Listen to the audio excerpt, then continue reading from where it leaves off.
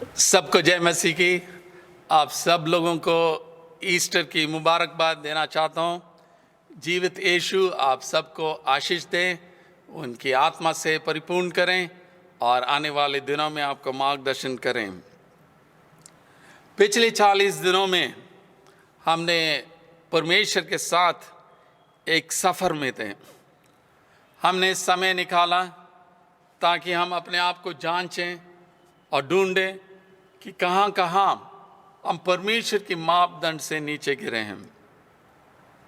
हमने कोशिश किया ये 40 दिनों के अंदर कि हमारी आंखों को यीशु के ऊपर रखें, उनकी दुख और मृत्यु के बारे में हम ध्यान दें, और आज जो है कि उनके पुनरुत्थान के बारे में हम ध्यान देंगे। कई चीज़ हम प्रभु यीशु मसीह के पुनरुत्थान से हम पा सकते हैं। जब प्रभु यीशु मसीह मरा है, शायद उनकी खबर में लोगों ने लिखा होगा कि वो मर गया, यानी शैतान और उनकी सारी ताकतें वही सोचा होगा कि इनका हमने ख़त्म कर दिया। उन्होंने सोचा कि हमने यीशु को हरा दिया क्योंकि उसको क्रूस पे मार डाला है। परंतु तीसरे दिन सब कुछ बदल गया क्योंकि यीशु जी उठा है। यीशु जी उठा है। He is risen, Jesus is risen। ये शब्द जो है दुनिया के इतिहास को बदल दिया है।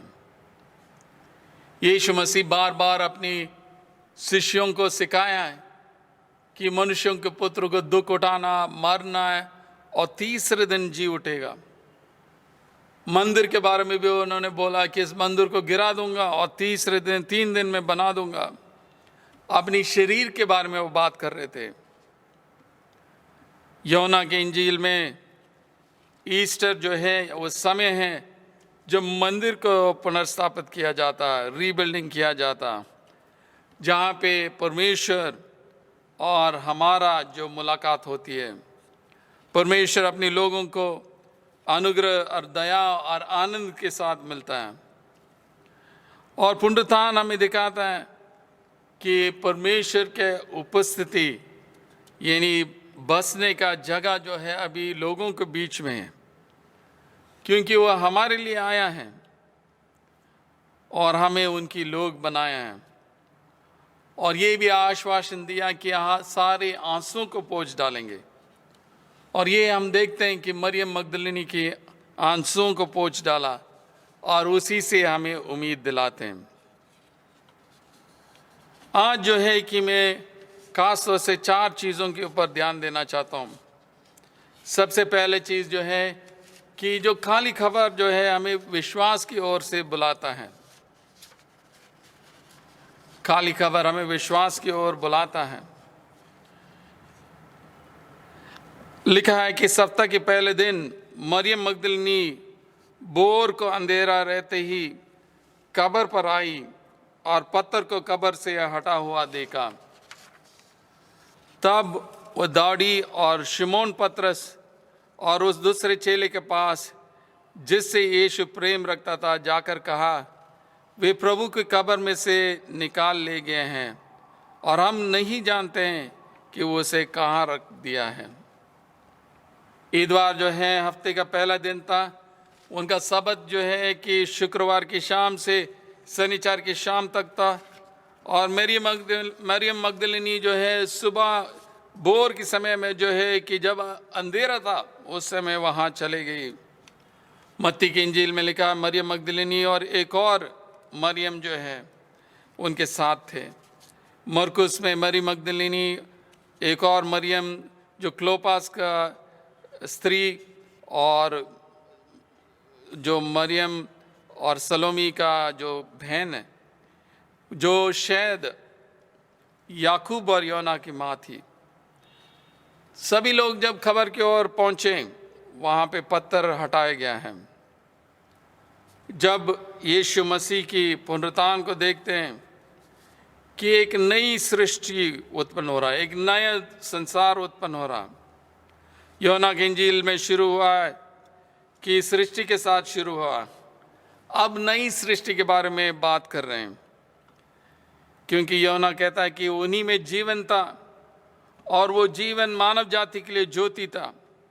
ज्योति अंधकार में चमकती है और अंधकार उसके ऊपर विजय नहीं पाया। मरियम मगदलिनी जब अंधेरा था उस वक्त आई थी और वहां देखा, जो सबूत देखा कि प्रभु यीशु मसीह जी उठा है। उस वक्त तो उनको मुलाकात नहीं हुई, परंतु कुछ समय के बाद मुलाकात होती है। मरियम मगदलिनी वापस भाग के पतरस और यूहन्ना का बताती है कि कब्र जो है काली है। तब पतरस और वो दूसरा चेला निकलकर कब्र की ओर चले और दोनों साथ साथ दौड़ रहे थे, परंतु दूसरा चेला पतरस से आगे बढ़कर कब्र पर पहले पहुंचा और झुककर कपड़े पड़े देखे, तभी वह भीतर न गया। तब शमौन पतरस उसके पीछे पीछे पहुंचा और कब्र के भीतर गया और कपड़े पड़े देखे, और वह अंगोछा जो उसके सिर से बंधा हुआ था कपड़ों के साथ पड़ा हुआ नहीं, पर अलग एक जगह लिपटा हुआ देखा। पतरस और यूहन्ना दोनों भागे जा रहे हैं। शायद उनको लग रहा है कि कुछ हुआ है। यीशु मसीह ने बोला कि मैं जी उठूंगा, क्या सच में वो जी उठा है? तो दोनों भाग रहे हैं और यूहन्ना जो जवान था वो पहले पहुंच गया, परंतु वह अंदर नहीं जाता। पतरस फिर अंदर चला जाता है। यूहन्ना वही व्यक्ति है जो देखता और विश्वास करता है। क्या विश्वास करता है? कि यीशु मसीह जी उठा है। पतरस और यूहन्ना जो है चश्मदीद गवाह हैं पुनरुत्थान की, क्योंकि जो कुछ उन्होंने देखा अपनी आंखों से देखा और उन्होंने सोचा भी नहीं था, इतना शॉकिंग था, एक कैटेक्लिस्मिक इवेंट था, इसलिए वो झाके देख रहे हैं क्या हुआ है। लिखा है तब दूसरा चेला भी जो कब्र पर पहले पहुंचा था भीतर गया और देखकर विश्वास किया। काली कब्र हमें बुलाता है कि हम विश्वास करें, पुनरुत्थान के ऊपर विश्वास करें कि यीशु मसीह मृत्यु के ऊपर विजय पाया। तो सबसे पहले जो है हमारा बुलाहट विश्वास की ओर है, पुनरुत्थान के ऊपर, यीशु मसीह के ऊपर। दूसरा चीज़ हम देखते हैं कि यीशु मसीह हमारी जो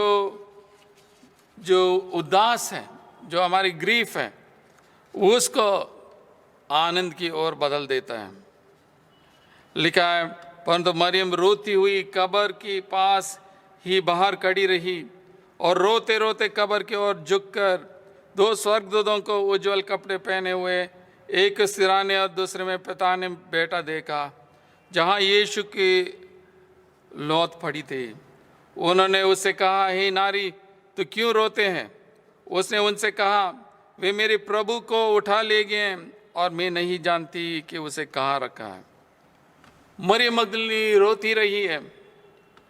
यीशु मसीह ने उनको आज़ादी दिया, 7 दुष्ट आत्मा से पीड़ित थी और उनको छुटकारा दिया, उनकी जीवन को आदर दिया, डिग्निटी दिया, सेल्फ वर्थ दिया, और इसलिए वो सोच भी नहीं सकती थी कि यीशु का लाश नहीं है, क्योंकि वो सुबह आई थी ताकि वो उसको अभिषेक करें, स्पाइसेस के साथ अभिषेक करें।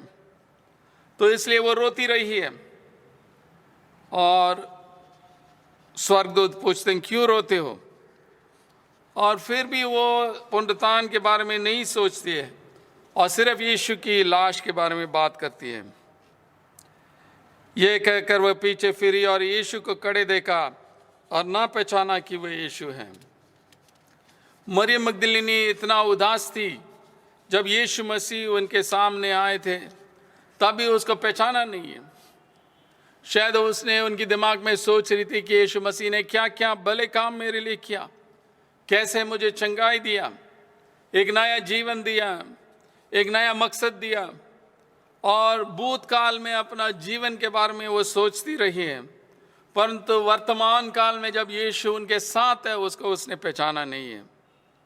कई बार हम भी ऐसी हमारी दुख और मुसीबत में हम रह जाते हैं, परंतु यीशु मसीह हमारे साथ है, वर्तमान काल में अभी हमारे साथ हैं और हमारे आंसुओं को पोंछ डालेगा, हमें आनंद देगा, खुशी देगा।